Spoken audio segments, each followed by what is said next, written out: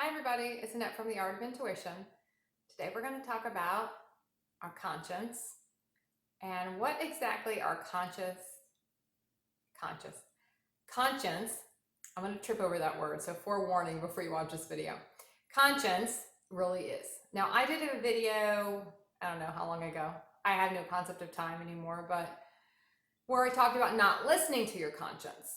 And what is it really trying to do? What aspect is it talking from? And I think that might have been a little confusing. And as we go, we kind of understand more about different parts of the process. So we update our info as we see fit, right? So I want to clarify that video a little bit because your conscience is going to be different all along your journey.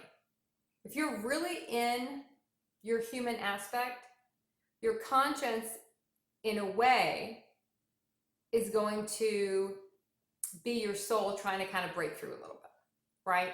It's always, to me, and this is my understanding and how I feel about it, going to be the more suppressed aspects of you because it's trying to kind of break through.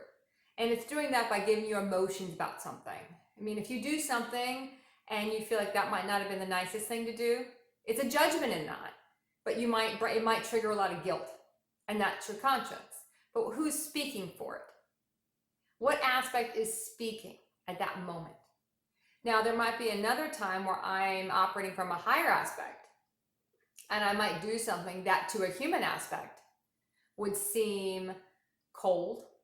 It might seem, I'm trying to think of another word. It might seem like it's not the right thing to do. But the soul doesn't really see in right and wrongs. It's kind of like if you have a situation where someone only comes to visit you or comes to see you when they're in their darkest places. I don't really like the word light or dark, but we'll use it here. You only see them when their world's collapsing and they want to come and they want to talk to you and they want to feel better and, blah, blah, blah. But when their life's awesome, you don't see these people. They're gone.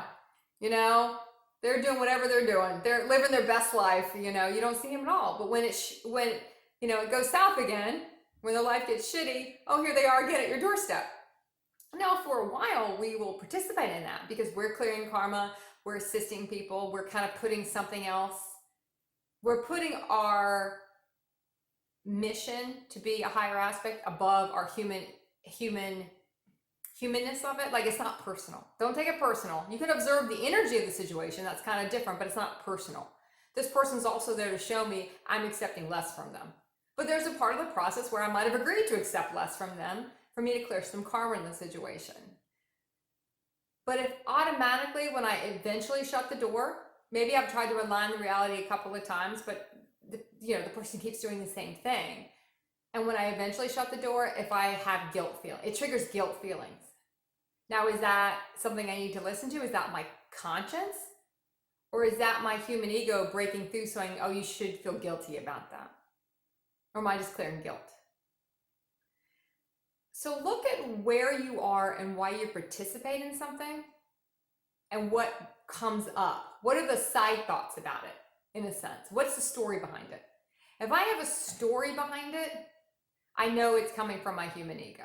And the conscience is kind of the mouthpiece to me for that in those situations.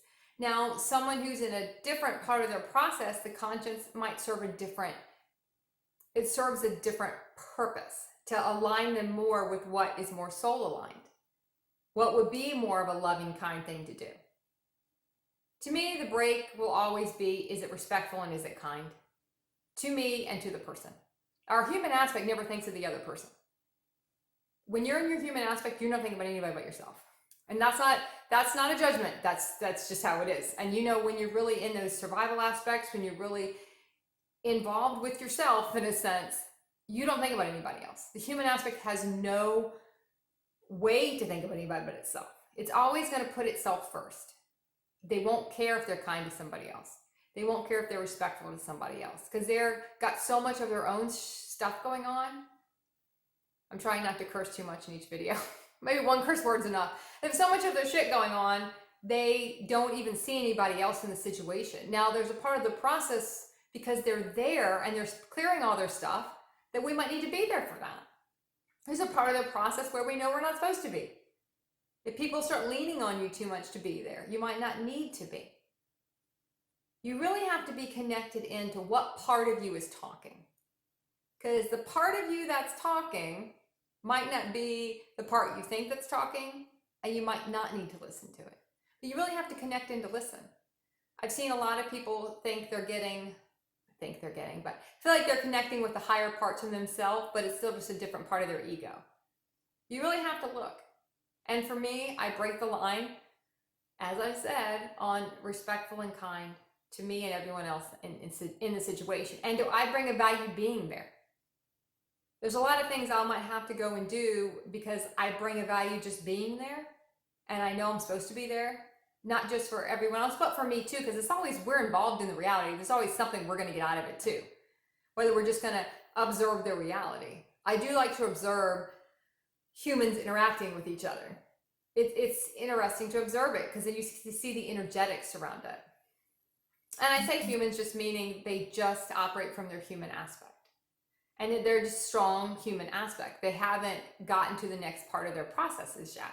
So you just observe the energetics, why people are in certain situations, why people are there, the agendas everyone has going on. Then you look at your agenda. What agenda do I have going on? Just be aware. I don't know, the old movie Look Who's Talking? I don't know if it's that old, but it's kind of old, I guess. It's pretty old, like 25, 30 years old. Look who is talking. Look at what they're saying. How do you feel about what they're saying? Is it a judgment energy on what you should be doing, what you should not be doing?